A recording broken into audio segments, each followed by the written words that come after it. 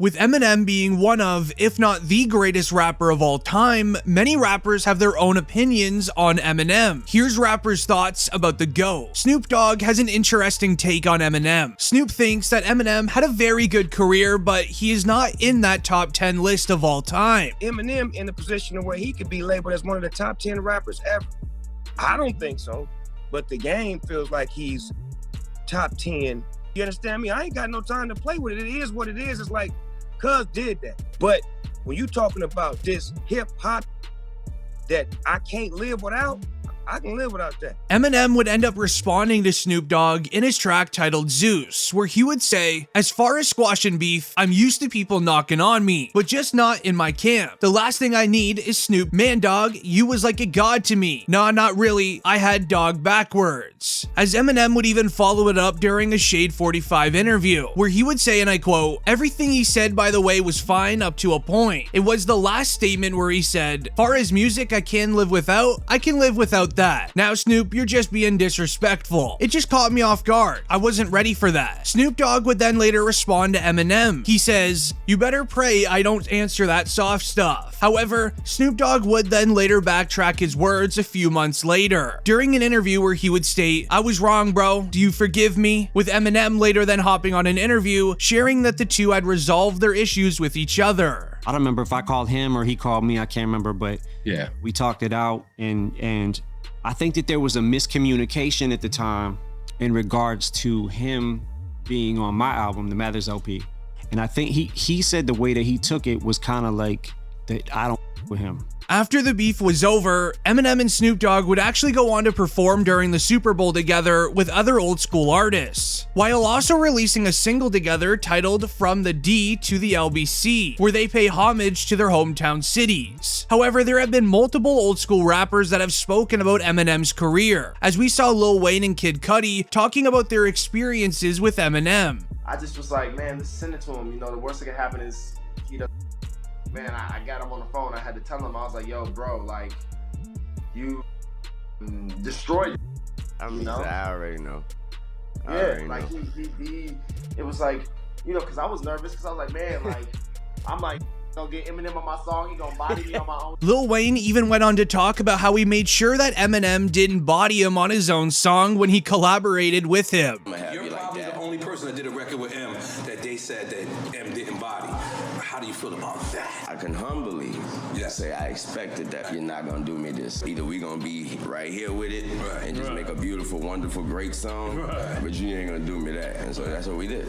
Yeah, we just made a wonderful, great song. I ain't hear nobody ever say nobody body each other, nothing like that. Not too long later, a close friend of Lil Wayne would also speak about Eminem. This would be none other than Toronto rapper Drake, as Drake was on tour and surprised the crowd with an Eminem appearance, where he would go on to say this before they performed. Some noise for the greatest rapper to ever get on a microphone. He goes by the name of Eminem. As Eminem would also go on to work with Akon during their hit song Smack That, where Akon would reminisce on how professional and talented Eminem was in the studio. Working with him made me look at the business different, because he was the first artist that I worked with that actually treated business like a real job. He comes in at 9 a.m. every day to the studio, takes his lunch break at 1, and is out of there by 5 p.m. First day I came around 6. I'm expecting, okay, we're gonna do an evening session, get this studio. Oh, M just left. Yo, M, where you at? He said, I'm out of here. I said, well, I'm at the studio, I just got here. You coming back? He said, I'll be back there at 9 a.m. This would even then lead into another collaborator of Eminem, as Nicki Minaj spoke on the experience of even being able to work with Eminem. So I sent him one record and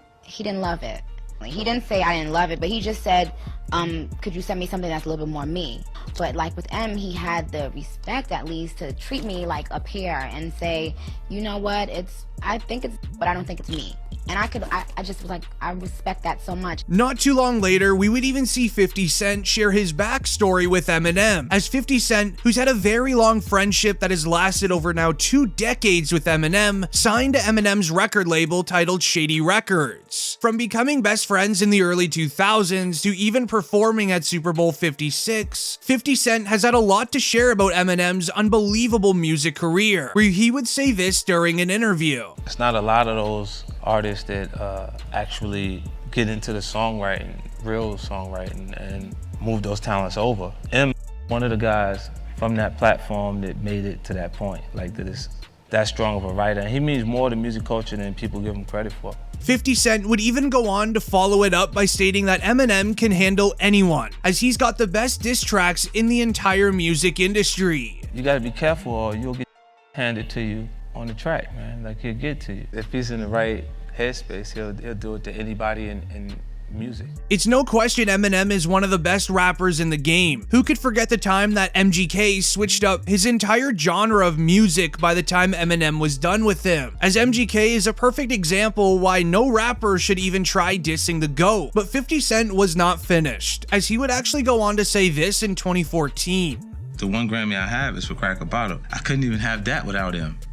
You know, and that's why I have so much value for him, one of my best friends, because I can trust that he's gonna be honest with his constructive criticism when it's time to listen to the music before it goes out. It's great to see that despite 20 years passing since signing to Shady Records, these two are still extremely loyal and friends to this day, as Eminem actually feels the exact same way towards 50, as he would say this during a speech. Not only like a business partner to me, it's one of the best friends I've ever known in the world. I would say that it's much more fun to be his friend than it is to be his enemy, because this guy is relentless. Despite everyone sharing their love and highest respect for Eminem, Eminem has also shared that newer rappers such as J. Cole, Kendrick Lamar, and Big Sean have actually inspired him to make even better music. As Eminem would go on to say, and I quote, "My role in today's hip-hop is always to try to be the best rapper. That's it. That's how I want to feel inside. I can't do that until I listen to what J. Cole just put out, or even what Kendrick Lamar just put out. And I'm thinking, oh, these dudes ain't playing. I don't want to get swept away in that shuffle. I still want to let everyone know just who I am." So while Eminem is giving all of these rappers their praises, they have already shared how much Eminem meant to them, growing up, starting in their music careers, the influence Eminem truly had. As J. Cole would go on to share just how influential Eminem was to his music career. I speak for myself. I'm such a huge Eminem fan, and especially from his first 3 albums, I was like all the way in. You know what I mean? I'm still all the way in because he's still amazing. But you know, that was a point in my life, a very pivotal point in my rap career. My first song I ever made was literally just biting Eminem and Nas. Yeah. You know what I mean? If you go listen, you would hear both influences. He even followed it up with just how crazy of a fan he was of Eminem while growing up. It's silly how big of an Eminem fan I am. You know what I mean? Like, select group of like top-notch people that I worship. You know what I mean? And that Eminem was literally at the top of that list. My first song just sounded like an Eminem bite. This would even then lead into Kendrick Lamar's reaction. He would go on to say in an interview that Eminem was definitely in his top 5. Give me Jay, give me M, give me Pac, give me Big, and give me Snoop. These are the cats that inspire me like the most. Now Kendrick Lamar would continue on going, stating that his rapping attributes largely actually came from Eminem. The clarity, I got my clarity just studying M. But then I heard Marshall Mathers LP, I was just, how does that work? What is he doing? How is he putting his words together like that? His time is impeccable, you know? When he want to fall off the beat is impeccable. Now throughout Big Sean's interview, he would go on to speak very highly of Eminem, while mentioning their collaboration song titled No Favors. You know, I think he's been back. I don't think he ever left, but I feel like Eminem throughout his whole career has just tried and been very successful.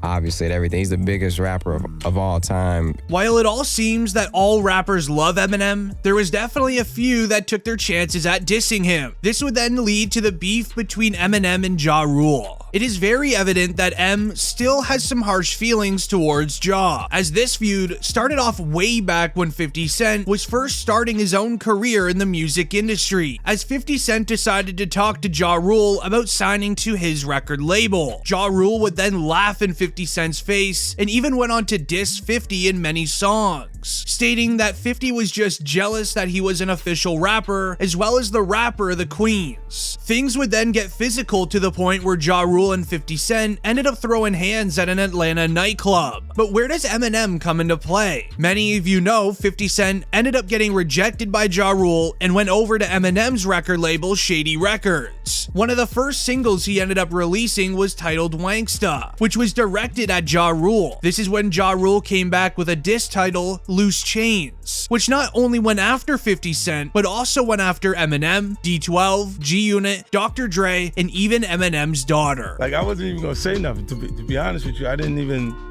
address them directly until like Ja had said something about Haley. Now this is where Ja Rule made the massive mistake of even mentioning Eminem's daughter Haley in his lyrics, where Ja Rule would say, and I quote, "You claim your mother uses and Kim is known to get around. So what's Haley gonna do when she grows up?" Eminem didn't like this one bit. He came back full force at Ja Rule, releasing 2 diss tracks, with the first one being titled Hail Mary, which featured 50 Cent and Busta Rhymes. He would then release a second track which literally tore Ja Rule's entire character down. This one is titled Do Re Mi. Now these 2 diss tracks would end up tearing Ja Rule's music career to pieces. It was just straight up dissing towards the rapper. But once everyone thought Ja Rule was done, he would then respond to Eminem with another diss track titled In My Eye, which was known to be one of the weakest diss tracks of all time. In fact, it was so bad, Ja Rule pretty much lost his entire fan base because of it. And it was all because he decided to drop a diss track towards Eminem. 2 weeks after Ja Rule's diss track, Eminem would do an interview on Live News, which really won fans over. But also at the same time,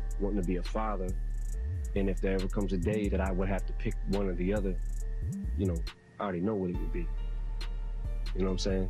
I would walk away from all of this. Shortly after that, Eminem would then begin sharing a new look in the industry. He would even publicly state that he believes Jadakiss is a top 5 rapper, where Jadakiss would even react to the news during an interview, describing how much it truly means to be acknowledged by Eminem. You know, at the end of the day, I'm just a humble person, you know what I mean? A big iconic figure like Eminem to, you know, acknowledge my work is a beautiful thing.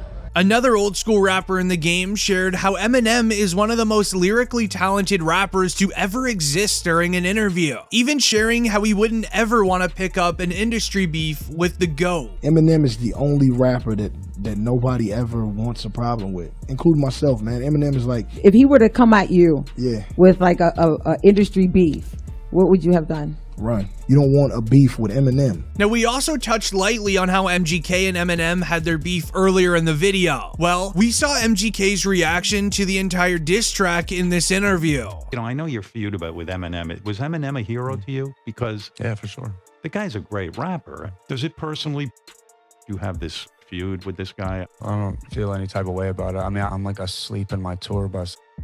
The guy drops an album with like 3 songs consecutively talking about me. To later even then Logic speaking on his hopes of collaborating with Eminem, where he would say this. But Eminem, because he's gonna rap. So I gotta make sure I do my best to keep up. The best part of this is, the two would actually eventually go on to make a collab song in 2019. Jumping into another rapper would be none other than Westside Boogie, as he detailed the first time that he ever met Eminem during a radio station interview. When's the last time you talked to Eminem? Is there any truth to that? Do you not talk to him very frequently? I seen Marshall 2 weeks ago. Okay. Where at? Detroit. He still comes around, like, oh yeah, fairly studio. frequently? If you ever catch him, just go to the studio. Okay, I'm pulling there up. every day. Really? Pull up, man. Okay. He's going to be there. It's like a 9 to 5 or